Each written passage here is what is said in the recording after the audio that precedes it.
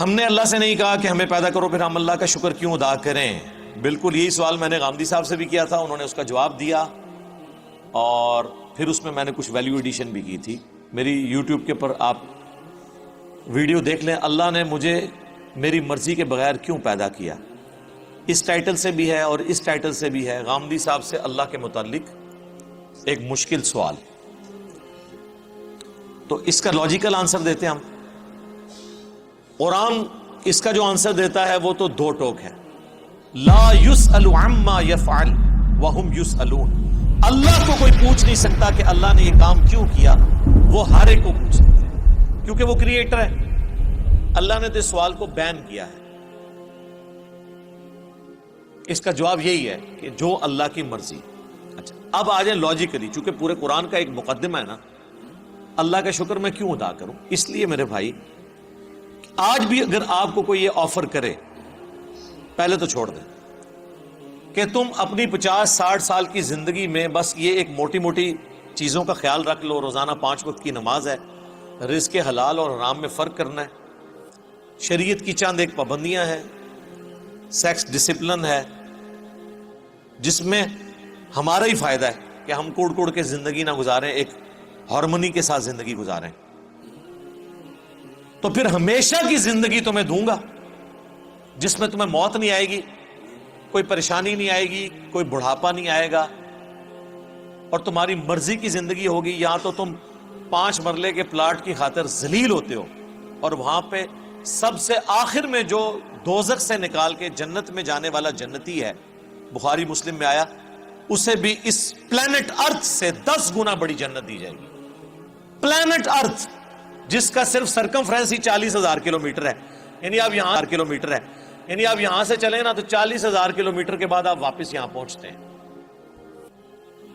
اس سے 10 گنا بڑی جنت سب سے چھوٹے جنتی کو ملے گی جس نے آخر میں جنت میں داخل ہونا ہے اپنا لاکھوں سال کا عذاب بھگت کے, اور جس نے بغیر حساب و کتاب کے جنت میں جانا ہے, یا جس کی نیکیاں اس کے گناہوں پر حاوی ہوں گی اس نے جانا ہے, اس کی تو جنت کا کوئی امیجن نہیں. تو میرا خیال ہے دنیا میں کوئی انسان نہیں جو یہ آفر قبول نہ کرے, کیونکہ انسان کی دل میں جو اللہ نے شہوات کی اٹریکشن اور محبت رکھ دی ہے وہ اس کی متقاضی ہے کہ وہ اپنی اس ٹیسٹ کو ختم نہیں کرنا چاہتا. کس کی خواہش ہے کہ وہ اچھا کھانا نہ کھائے اور ہمیشہ کھاتا رہے مرتے دم تک؟ دنیا میں تو پاسبل نہیں ہے.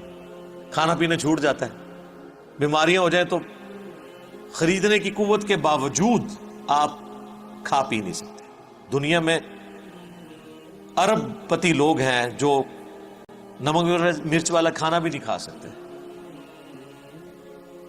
معدہ اجازت نہیں دیتا. اللہ نے سب کو بیلنس رکھا ہوا ہے, کسی کو ایک معاملے میں اوپر کیا تو دوسری طرف سے اس کی آواز نکال دی ہے. آپ کو میں پاکستان میں اس وقت امیر ترین لوگ کئی ایسے بتا سکتا ہوں جو پیمپر باندھتے ہیں, اور ان کی لوگ گاڑیوں کے اوپر, ان کے جہازوں کے اوپر, ان کی دولتوں پہ, ان کے پلاٹس پہ رش کر رہے ہوتے ہیں, لیکن وہ اپنا پیشاب نہیں روک سکتے. تو انسان کی کیا اوقات ہے؟ لیکن آخرت میں کچھ نہیں ہے, آخرت میں پیشاب ہے ہی نہیں.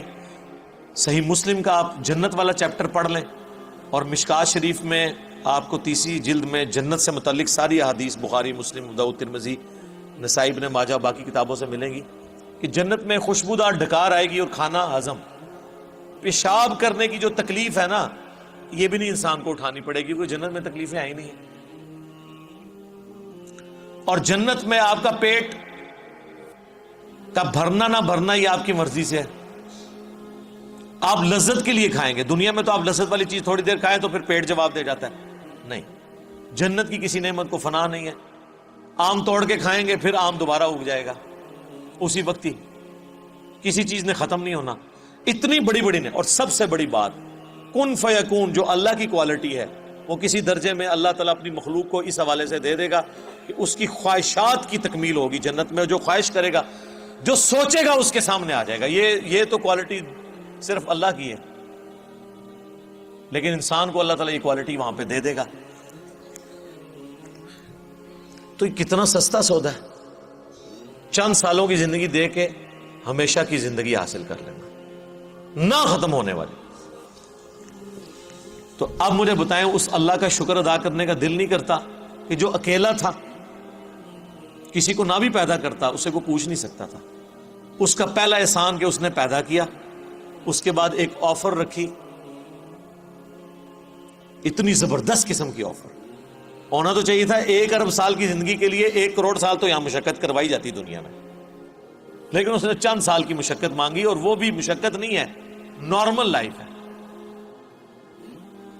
بس صرف لائف کا ڈسپلن ہے، اور ہمیشہ کی زندگی دے دی۔ تو جو اللہ اکیلا ہونے کے باوجود اپنے ساتھ اتنے لوگوں کو آفر دے کہ آؤ میں تمہیں وہ کوالٹیز دوں گا جو میری کوالٹیز ہیں۔ موت کسے نہیں آتی؟ اللہ کو۔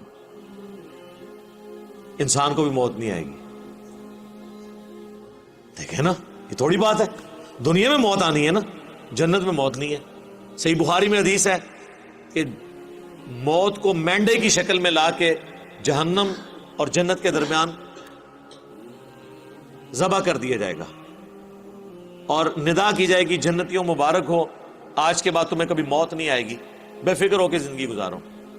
اور جہنمیوں کی حسرت میں اضافہ ہوگا کہ تمہیں بھی موت نہیں آئے گی، تم بھی اس تکلیف میں زندگی گزارو۔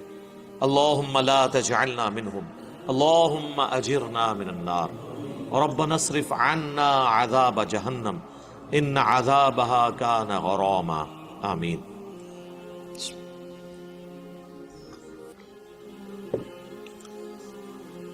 اللہ کی ذات کو جب آپ اس پہلو سے دیکھیں گے تو آپ کے اندر سے، آپ کے ایک ایک ریشے سے اس کے لیے شکر کے جذبات ابھریں گے۔ ہم تو اپنے ساتھ اپنی اس دولت میں جو اللہ نے ہمیں دیا کسی کو شریک کرنے کے لیے تیار نہیں ہے، اور اللہ تعالیٰ اپنی خدائی صفات کے اندر آپ کو آپشن دے رہا ہے کہ آپ کو بھی موت نہیں آئے گی، آپ کو بھی ہر وہ چیز ملے گی جس کی آپ خواہش کریں گے، جو آپ خواہش کریں گے وہ آپ کو ملے گا۔ اور اللہ تعالیٰ کسی نعمت سے لطف اندوز خود کوئی نہیں ہو رہا۔ اللہ کھاتا ہے کیا؟ اللہ کی کوئی بیوی ہے؟ اللہ کے کوئی بچے ہیں؟ یہ وہ ساری چیزیں جو ہمارے لیے اٹریکشن کا باعث ہے، اللہ کے لیے ان میں سے کوئی بھی چیز اٹریکشن کا باعث نہیں ہے، سوائے ایک چیز کے، اور وہ چیز یہ ہے، حالانکہ اس معاملے میں بھی وہ غنی ہے، لیکن یہ اس کی خواہش ہے کہ بندے، انسان، مخلوقات، جن، فرشتے اس کا شکر کریں، اس کی عبادت کریں، ٹوٹل اوبیڈینس کریں۔ وما خلقت الجن والانس الا لیعبدون۔ ہم نے جن اور انسانوں کو فقط اس لیے پیدا کیا کہ وہ ہماری عبادت کریں، ہمیں مانے نہیں، صرف عبادت کریں، اور عبادت کہتے ہیں ٹوٹل اوبیڈینس۔ تو اس لیے شکر ادا کریں جی۔